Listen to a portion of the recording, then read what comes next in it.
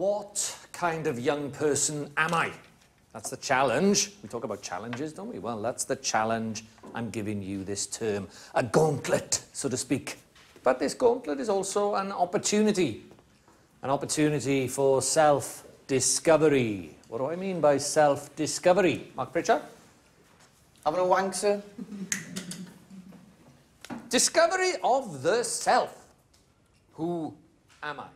I find that the only way to get through life is to picture myself in an entirely disconnected reality. I often imagine how people would react to my death.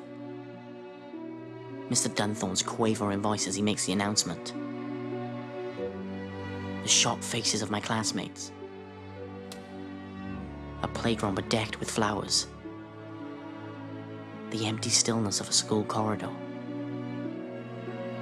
Local news analysis. Oliver Tate was a popular and much-loved pupil. Many of the people I've spoken to here have referred to him as an example. He was so funny and so smart. He's going to be really messed. He's so bad. He's so young. Tear Street tributes. You just see him and you have this big smile on his face. I just wanted to hug her every time you saw him. But I just wish I had. I just wish I could have said goodbye. I never said anything. The steady stoicism of my parents. All the girls liked him.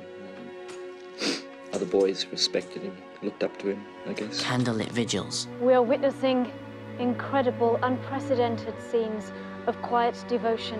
Behind me, a vigil has been repeated all over the country, a testimony to the love felt for Oliver Tate and the loss felt by his friends and, frankly, by Wales on the whole. And finally, my glorious resurrection. Don't ask how, just know that I'm now more powerful than ever.